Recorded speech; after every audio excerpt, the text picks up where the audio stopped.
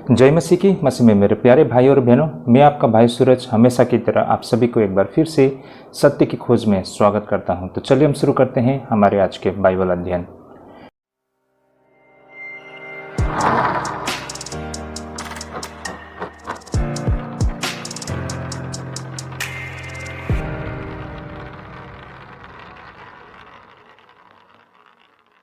एक बार फिर से आप सभी का स्वागत है सत्य की खोज में भाई और बहनों।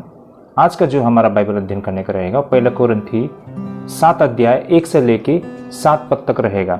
काफ़ी रोचक विषय है भाई और बहनों। इसे हम कुल मिलाकर 2 भागों में अध्ययन करेंगे भाई और बहनों। इससे पहले कि जितने भी हमारे बाइबल अध्ययन है आप हमारे प्लेलिस्ट देख सकते हैं। हमारा बिल्कुल कोशिश रहता है कि हम बिल्कुल chapter to chapter, verse to verse हम बाइबल अध्ययन करें, बिल्कुल सरल भाषा में पूरे तथ्य और सत्य के साथ आपके समक्ष इन सच्चाइयों को हम रखें। यही हमारी कोशिश रहती है भाई और बहनों। चलिए हम शुरू करते हैं हमारे आज के अध्ययन। आज का हमारा जो दूसरा विषय पहला कोरिन्थी 7 अध्याय 3 से लेकर 7 पद तक रहेगा। और हमारा आज का जो दूसरा विषय रहेगा वो इस प्रकार है। प्रेरित पौलुस की इच्छा थी कि उसे आदर्श मानते हुए अन्य विश्वासियों को भी अविवाहित रहना चाहिए। क्या ऐसा करना सही रहेगा भाई और बहनों? ये था हमारा आज का दूसरा विषय। इस पर अब हम आगे अध्ययन करने जा रहे हैं। यहाँ पर प्रेरित पौलुस, हम सब जानते हैं प्रेरित पौलुस अविवाहित वो रह गए थे, है ना। तो जिस तरह से वो अविवाहित रहकर उन्होंने जीवन जिया, प्रभु की सेवा की, उसी तरह उसको आदर्श बनाते हुए हर विश्वासियों को भी अविवाहित रहकर परमेश्वर की सेवाकाई करनी चाहिए। कुछ ऐसी बातें यहाँ पर निकल के आ रही है। क्या ये बातें सही है? इस पर आज हम अध्ययन करने जा रहे हैं, तो बने रहिएगा। तो चलिए भाई और बहनों, सबसे पहले हम वचन को पढ़ लेते हैं। पहला कोरिन्थी 7 अध्याय 3 से लेकर 7 पद। यहाँ पर वचन इस प्रकार लिखा है। पति अपनी पत्नी का हक पूरा करे और वैसे ही पत्नी भी अपने पति का। पत्नी को अपनी देह पर अधिकार नहीं पर उसके पति का अधिकार है, वैसे ही पति को भी अपनी देह पर अधिकार नहीं परंतु पत्नी को। तुम एक दूसरे से अलग न रहो परंतु केवल कुछ समय तक आपस की सम्मति से कि प्रार्थना के लिए अवकाश मिले और फिर एक साथ रहो। ऐसा न हो कि तुम्हारे असंयम के कारण शैतान तुम्हें परखे, परंतु मैं जो यह कहता हूँ वह अनुमति है ना कि आज्ञा। मैं ये चाहता हूँ कि जैसा मैं हूँ वैसा ही सब मनुष्य हो, परंतु हर एक को परमेश्वर की ओर से विशेष विशेष वरदान मिले हैं, किसी को किसी प्रकार का और किसी को किसी और प्रकार का। ओके, आमीन। प्रभु को धन्यवाद हो। काफ़ी रोचक विषय हैं भाई और बहनों। यहाँ पर हम जो अब अध्ययन करने जा रहे हैं, advice about sexual relationship between husband and wife ना। भाई और बहनों, ये पैसेज कोरिन्थ के मंडली के एक सुझाव से उत्पन्न हुआ था कि यदि विवाहित लोगों को वास्तव में ईसाई बनना है तो उन्हें अपने पति अथवा अपनी पत्नी से शारीरिक संबंध रखने में दूर रहना चाहिए। यह उस विचारधारा की एक और अभिव्यक्ति है जो शरीर और उसकी प्रवृत्ति को अनिवार्य रूप से बुराई के रूप में देखती है। भाई और बहनों, ये विषय पर हमने पहले भी चर्चा की है ना। बहुत लोगों को लगता है अगर उन्हें शुद्ध और पवित्र जीवन बनाए रखना है ना, तो उन्हें शारीरिक संबंध, एक पति के रूप में एक पत्नी के रूप में जो आपस में जो शारीरिक संबंध, फिजिकल रिलेशनशिप होते हैं, उससे दूर रहना चाहिए, है ना। तो इससे ये बातें, इसी आधार पर ये पैसेज हमारे सामने रखी गई है। तो भाई और बहनों, इस संदर्भ में प्रेरित पौलुस यहाँ पर अत्यंत सुंदर सिद्धांत को बताती है। आइए भाई और बहनों, इस पैसेज को समझने से पहले हम इस पैसेज के शाब्दिक अर्थ को समझने के लिए प्रयास करते हैं। जैसे कि हर बार हम पहले शाब्दिक अर्थ को समझते हैं, लिटरल मीनिंग को, तभी जाके इससे संबंधित जो हमारे जो मुख्य बिंदु है उस पर हम चर्चा करते हैं। तो अभी जो हमने पढ़ा था 7 अध्याय 3 से लेकर 7 पद तक में, तो पहले हम देखते हैं 3 और 4 पद में क्या लिखा है भाई और बहनों। पहला कोरिन्थी 7 अध्याय 3 और 4 पद। पति अपनी पत्नी का हक पूरा करे और वैसे ही पत्नी भी अपने पति का। पत्नी को अपनी देह पर अधिकार नहीं पर उसके पति का अधिकार है, वैसे ही पति को भी अपनी देह पर अधिकार नहीं परंतु पत्नी को। वेरी इंटरेस्टिंग भाई और बहनों। भाई और बहनों, यहाँ पर हम 3 और 4 पद को हमने देखा है, हमने पढ़ा है। तो कोरिन्थ में कुछ ईसाई सोचा करते थे कि बिना शारीरिक संबंध के विवाहित लोगों के रूप में रहना अधिक आध्यात्मिक जीवन रहेगा। मैं फिर से दोहराता हूँ, देखिए भाई और बहनों, कोरिन्थ के मंडली उन लोगों को लगता था कि बिना शारीरिक संबंध के विवाहित लोगों के रूप में रहना अधिक आध्यात्मिक जीवन होगा, मतलब एक शुद्ध, एक पवित्र जीवन जीना होगा। लेकिन प्रेरित पौलुस ने कहा कि शारीरिक संबंध पति और पत्नी दोनों का एक दूसरे के प्रति एक कर्तव्य है। मसीह विवाह में पति पत्नी एक दूसरे के लिए होती है और यौन क्रिया उनके जीवन का एक विशेष हिस्सा है, जो यहाँ पर 3 और 4 पद में बताया गया है। अब आगे 5 और 6 पद को हम समझने के लिए प्रयास करते हैं। यहाँ पर क्या लिखा है 5 और 6 पद में, 7 अध्याय 5 और 6 पद में मैं पढ़ लेता हूँ। भाई और बहनों, तुम एक दूसरे से अलग न रहो, परंतु केवल कुछ समय तक आपस की सम्मति से कि प्रार्थना के लिए अवकाश मिले और फिर एक साथ रहो। ऐसा न हो कि तुम्हारे असंयम के कारण शैतान तुम्हें परखे, परंतु मैं जो यह कहता हूँ वो अनुमति है, ना कि आज्ञा। भाई और बहनों, यहाँ पर बहुत ही इंपॉर्टेंट और बहुत ही इंटरेस्टिंग बातें बताई गई है। भाई और बहनों, हम यहाँ से देख सकते हैं कि विवाहित जीवन में पति और पत्नी दोनों अपने यौन संबंध को रोके रख सकते हैं, लेकिन यह थोड़े समय के लिए मात्र ही ना, ये थोड़े समय के लिए मात्र होनी चाहिए, ताकि वे प्रार्थना में अधिक समय बिता सके। इसके बाद उन्हें फिर से एक साथ होनी चाहिए, तभी शैतान भी किसी भी अथवा पति या पत्नी को विवाह के बाहर यौन संतुष्टि की तलाश करने के लिए प्रलोभित नहीं कर पाएगी। भाई और बहनों, यहाँ पर ये समझने वाली बातें, बहुत ही इंटरेस्टिंग बातें यहाँ पर है ना। देखिए भाई और बहनों, कुछ समय के लिए पति पत्नी अपने जीवन से मतलब वो जो एक पति और पत्नी के रूप में वो अलग रह सकते हैं कुछ ही समय के लिए। वो समय किस चीज़ के लिए होगा? परमेश्वर की आराधना करने के लिए, है ना।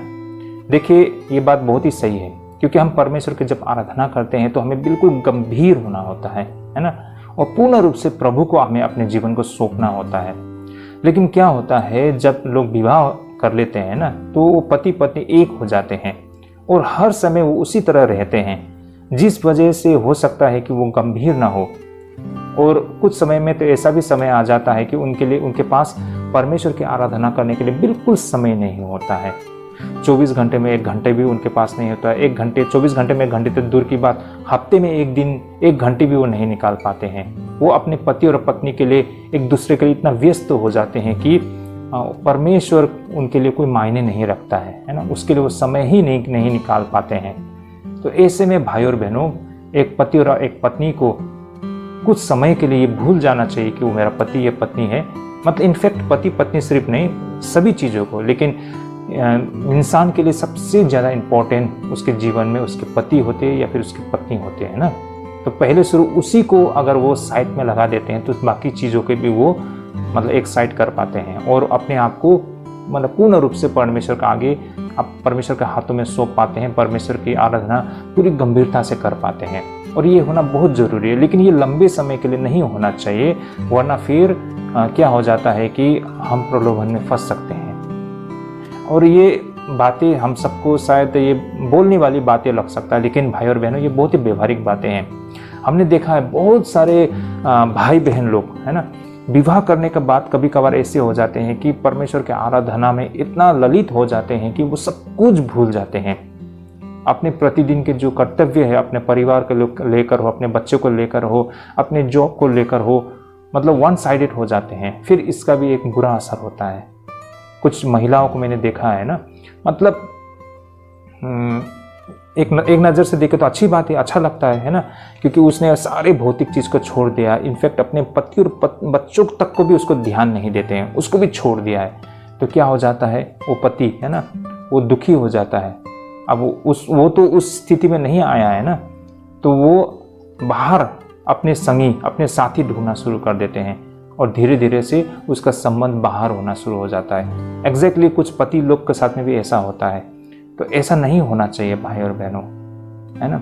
हमें वैसे हर समय परमेश्वर की अगुवाई में हमें चलना चाहिए ना, परमेश्वर के मार्गदर्शन में चलना चाहिए, लेकिन कुछ समय के लिए हमें गंभीर होना है। लेकिन ऐसा भी नहीं है कि मतलब कंप्लीटली, है ना, मतलब अपने पति परिवार को भी भूल जाए, ऐसा भी ना हो, वरना आपकी वजह से आपके पति या आपकी पत्नी वो तबाह हो सकते हैं, बर्बाद हो सकते हैं। तो ये चीज़ को हमें ध्यान रखना होता है। लोगों को ये बैलेंस बना के रखना होता है ना। ये बातें यहाँ पर प्रेरित पौलुस बता रहे हैं।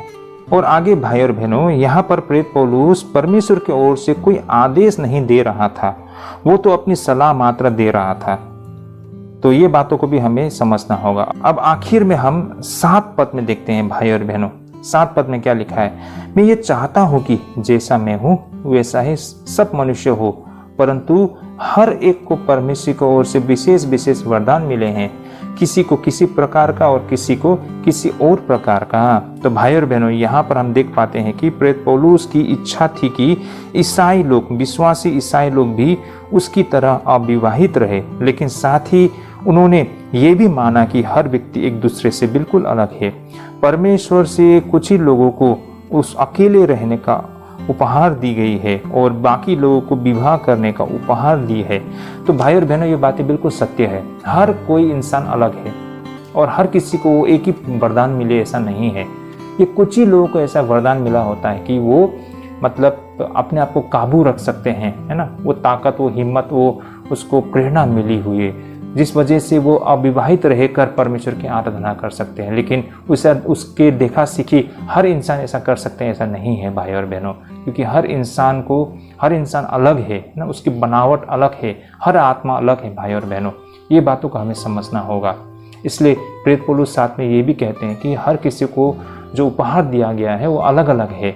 ऐसा नहीं है कि जैसा मैं हूँ वैसे आपको करना पड़ेगा, ऐसा नहीं है।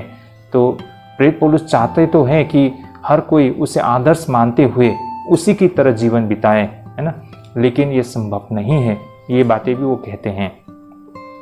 तो ये था इस पैसेज के शाब्दिक अर्थ जो हमने 1 कोरिन्थी 7 अध्याय 3 से 7 पद तक हमने अभी देखा। इसके शाब्दिक अर्थ को हमने, इसके लिटरल मीनिंग को हमने समझने के लिए प्रयास किया है। अब हम इस पैसेज के वास्तविक अर्थ को समझने के लिए प्रयास करते हैं। जैसे कि भाई और बहनों, ये जो पैसेज है जो हमने अभी पढ़ा है, इसकी यहाँ पर होने के पीछे कोरिन्थ के मंडली के एक सुझाव से ये उपजी है।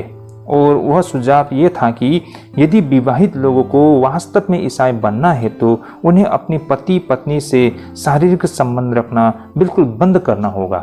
तो ये ऐसा उस समय के कोरिन्थ के मंडली लोगों का सोचना था और उसी आधार पर, इसी संदर्भ पर ये पैसेज यहाँ पर हमको दिखाई पड़ती है ना। यहाँ पर विचारधारा की एक और अभिव्यक्ति है जो शरीर और उसकी प्रवृत्ति को अनिवार्य रूप से बुराई के रूप में देखती है। इस पर प्रेरित पौलुस का एक अत्यंत सुंदर सिद्धांत हमें अब दिखाई पड़ती है। जैसे कि वो कहते हैं, विवाह एक समझदारी है, विवाह एक साझेदारी है। ना तो पति पत्नी से स्वतंत्र होकर कार्य कर सकता है और ना ही पत्नी पति से। उन्हें हमेशा एक साथ मिलकर कार्य करना होगा। पति को कभी भी अपनी पत्नी को केवल आत्म संतुष्टि का साधन नहीं समझना चाहिए। संपूर्ण विवाहित संबंध अपने भौतिक और आध्यात्मिक दोनों पक्षों में कुछ ऐसा है जिसमें दोनों को अपनी संतुष्टि और अपनी सभी इच्छाओं की उच्चतम संतुष्टि मिलनी चाहिए।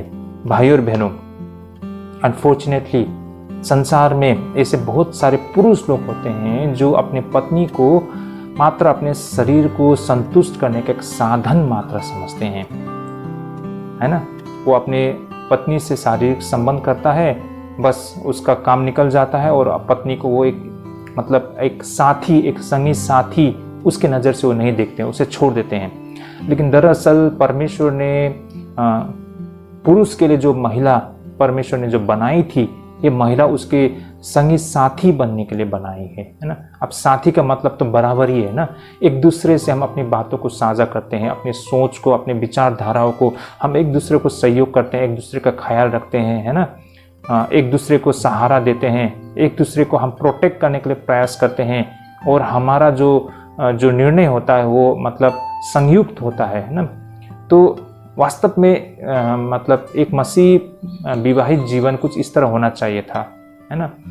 लेकिन कुछ पुरुष लोगों को आमतौर पर ऐसा लगता है, हो सकता है कुछ महिला भी हो, लेकिन आमतौर पर पुरुष लोगों को ऐसा लगता है कि उसकी पत्नी तो एक मतलब उसके शरीर की जो जरूरत को पूरा करने के लिए एक साधन मात्र है ना, एक टूल की तरह वो उसे लेते हैं। ये बिल्कुल गलत है भाई और बहनों। आगे भाई और बहनों, विशेष अनुशासन के समय में, लंबी और गंभीर प्रार्थना के समय में सभी शारीरिक चीज़ों को अलग रख देना सही होती है, लेकिन यह आपसी सहमति से और केवल कुछ समय के लिए ये होना चाहिए, अन्यथा इससे ऐसी स्थिति उत्पन्न हो जाएगी जो प्रलोभन को एक आसान मौका देती है, जिस पर हमने आगे चर्चा भी की है। क्योंकि हमारे विवाहित जीवन में हम पति पत्नी को कुछ समय के लिए इन सारी चीज़ों से दूर होना चाहिए ताकि हम परमेश्वर की आराधना कर सके, लेकिन ये अस्थायी रूप में ये होनी चाहिए ना। उसके बाद हमें फिर से एक होना चाहिए, अथवा हम शैतान को अवसर दे सकते हैं। अब एक बार फिर से भाई और बहनों, यहाँ पर प्रेरित पौलुस विवाह को महत्वहीन बनाता हुआ दिखाई पड़ता है, जैसे कि 6 और 7 पद में हम देख पाते हैं ना। यहाँ क्या लिखा है, परंतु मैं जो यह कहता हूँ वह अनुमति है, ना कि आज्ञा। मैं ये चाहता हूँ कि जैसा मैं हूँ वैसा ही सब मनुष्य हो, परंतु हर एक को परमेश्वर की ओर से विशेष विशेष वरदान मिले हैं, किसी को किसी प्रकार का और किसी को किसी और प्रकार का। तो भाई और बहनों, यहाँ पर उनका सुझाव है कि यह एक आदर्श आदेश नहीं है, यह तो मानवीय कमजोरी के प्रति एक विचारशील रियायत है। ये चीज़ हमको यहाँ पर 6 और 7 पद में हमको दिखाई पड़ते हुए है ना। अब आगे भाई और बहनें, जैसे कि 7 पद में कहा गया है कि वो एक आदर्श के रूप में ये पसंद करता है कि हर कोई व्यक्ति वैसा ही हो जैसा वह है। और वो वास्तव में कैसा था भाई और बहनों, है ना। यहाँ पर प्रेरित पौलुस बोलते हैं कि वो एक आदर्श के रूप में ये पसंद करता है कि हर कोई व्यक्ति वैसा ही हो जैसा वह है, यानी कि जैसा प्रेरित पौलुस ने जीवन जिया उसी तरह के जीवन अन्य विश्वासी भी अपने जीवन में मतलब अभ्यास में लाए। लेकिन भाई और बहनों, प्रेरित पौलुस ने कैसे जीवन जिया, है ना, प्रेरित पौलुस कैसा था, इसे हम आगे समझने के लिए कोशिश करते हैं। भाई और बहनों, इस मामले में हम केवल निष्कर्ष निकाल सकते हैं कि जैसे कि भाई और बहनों, पहला तो इस आधार पर हम बिल्कुल निश्चित हो सकते हैं कि प्रेरित पौलुस यानी कि वह एक रब्बी था, और यह उसका अपना दावा था कि वह हर यहूदी नियम कानून और व्यवस्था का और परंपरा द्वारा निर्धारित किसी भी कर्तव्य में वो असफल नहीं रहा था। कहने का तात्पर्य, प्रेरित पौलुस एक बहुत ही कट्टर, है ना, कट्टर यहूदी था और एक वो रब्बी था।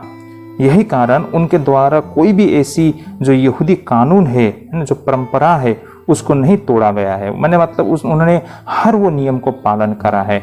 ये बातों को हमें समझना होगा। तो इसे कहने के पीछे बात ये है कि यहूदी विश्वास में विवाह की बाध्यता बिल्कुल निर्धारित कर दी गई थी। जैसे यदि किसी व्यक्ति ने विवाह नहीं की है और उसके बच्चे नहीं थे, तो कहा जाता है कि उसने अपनी वंशावली को मार डाला है और दुनिया में परमेश्वर के छवि को कम कर दिया है। तो इसका मतलब ये है कि भाई और बहनों, अगर प्रेरित पौलुस एक कट्टर यहूदी था, है ना, और उन्होंने जैसा खुद कहा है कि उन्होंने आज तक कोई भी ऐसे यहूदी नियम कानून परंपरा को नहीं तोड़ा है, तो जरूर भी उन्होंने इस नियम को भी नहीं तोड़ा है। जैसे कि यहूदी नियम में और यहूदी परंपरा के मुताबिक हर यहूदी विश्वासियों को ना विवाह करना पड़ता है ना। वो विवाह करने के लिए बिल्कुल बाध्य उन्हें किया जाता है, और बेशक उन्होंने विवाह की होगी। तो अगर कोई व्यक्ति, किसी व्यक्ति ने विवाह नहीं की है या फिर उनके बच्चे नहीं होते हैं, तो ऐसा माना जाता है कि उन्होंने अपना वंशावली को मार डाला है और इस संसार में उन्होंने परमेश्वर की छवि को कम किया है। तो बेशक प्रेरित पौलुस ने इतनी बड़ी भूल, इतनी बड़ी गलती तो नहीं की होगी, क्योंकि वो स्वयं कहते हैं कि उन्होंने हर वो यहूदी परंपरा और नियमों को पालन किया है। इतना ही नहीं, ऐसे 7 कारण से भी उस हर एक यहूदियों को स्वर्ग से बहिष्कृत होना पड़ता है। जैसे कि अगर एक यहूदी जिसकी कोई पत्नी नहीं है या फिर जिसकी पत्नी है लेकिन कोई संतान नहीं है, क्योंकि परमेश्वर ने कहा था फूलो फलो और फैल जाओ, और यही कारण विवाह न करना और बच्चे पैदा न करना परमेश्वर के सकारात्मक आज्ञा को तोड़ने का दोषी होना होता है। दूसरी बात है, विवाह की आयु 18 वर्ष मानी गई थी, और इसलिए इसकी अत्यधिक संभावना नहीं है कि प्रेरित पौलुस जैसा इतना धर्मनिष्ठ और रूढ़िवादी यहूदी अविवाहित रही हो। तो मेरी बातों को आप लोग समझ पा रहे होंगे ना, क्योंकि यहूदी परंपरा में और यहूदी नियम, यहूदी विचारधारा में ये माना जाता है कि अगर कोई व्यक्ति, है ना, वो विवाह नहीं करता है और उसके अपने बच्चे पैदा उनसे नहीं होती है, तो वे परमेश्वर की सकारात्मक आज्ञा को तोड़ता है ना। और दूसरी बात ये थी कि विवाह करने की उम्र 18 वर्ष की थी। तो बेशक प्रेरित पौलुस अब तक तो उनका उम्र 18 वर्ष से ज़्यादा है, तो तो इसका मतलब उन्होंने विवाह कर ली होगी। अगर वो 18 वर्ष से कम होते ये बातें जब उन्होंने कहा था तो एक बात थी, क्योंकि उन्होंने विवाह नहीं किया था हम बोल सकते हैं। लेकिन जब एक यहूदी का 18 वर्ष पार हो जाता है तो स्वाभाविक वो विवाह कर लेते हैं, है ना, तो विवाहित होते हैं। तो इससे ये प्रमाण होता है कि प्रेरित पौलुस विवाहित थे, है ना, और उन्होंने खुद कहा है कि उन्होंने कोई भी यहूदी परंपरा और नियमों को नहीं तोड़ा है। तो इससे ये साबित होता है कि उन सारे परंपरा नियमों को पालन करते हुए उन्होंने विवाह भी की है। अब वह दूसरा तथ्य विशेष आधार पर सबूत थी कि प्रेरित पौलुस विवाहित थे, क्योंकि वह एक समय में यहूदी महासभा का सदस्य रहा होगा। यही कारण उन्होंने कहा था कि उन्होंने अपना निर्णय ईसाइयों के खिलाफ दिया था, जिसका प्रमाण हमको प्रेरित काम 26 का 10 में दिखाई पड़ता है, जिसमें लिखा है ना, और मैंने यरूशलेम में ऐसा ही किया और महायाजक से अधिकार पाकर बहुत से पवित्र लोगों को बंदीगृह में डाला, और जब वे मार डाले जाते थे तो मैं भी उनके विरोध में अपनी सहमति देता था। तो भाई और बहनों, ये एक प्रमाण है कि वो यहूदी महासभा का सदस्य था। अब यहाँ पर नियम ये था कि महासभा के सदस्य को विवाहित पुरुष होना चाहिए, क्योंकि ये माना जाता है कि विवाहित पुरुष अधिक दयालु होते हैं। तो भाई और बहनों, यहाँ से ये बातें बिल्कुल साबित होती है कि प्रेरित पौलुस महासभा का सदस्य था और महासभा के सदस्य को विवाहित होना पड़ता है। तो इससे ये बात साबित होती है कि प्रेरित पौलुस एक विवाहित व्यक्ति था। देखिए, ऐसे बहुत सारे प्रमाण है जिससे ये साबित होता है कि प्रेरित पौलुस विवाहित व्यक्ति था। अब भाई और बहनों, यहाँ पर यह हो सकता है कि प्रेरित पौलुस की पत्नी मर गई हो, या फिर इसकी यह भी संभावना है कि जब वह ईसाई बन गया तो उसने उसे छोड़ दिया हो और अपनी विवाहित जीवन को बिल्कुल ख़त्म कर दिया हो, जिससे उसने वास्तव में मसीह के लिए सब कुछ त्याग दिया हो। तो भाई और बहनों, इसकी पूरी संभावना है ना। जब वो ये बातें प्रेरित पौलुस कह रहे हैं इस वक्त, तो ऐसा हो सकता है कि बेशक वो विवाहित व्यक्ति था, लेकिन फिर भी इसका बहुत सारा कारण हो सकता है जो कि आज वो बिल्कुल बिन पत्नी की दिखाई पड़ती है। इसका कारण हो सकता है कि उनकी पत्नी का देहांत हो गया हो, या फिर उन्होंने यीशु मसीह को अपना उद्धारकर्ता मान लिया और प्रभु का सेवा करने निकल पड़े।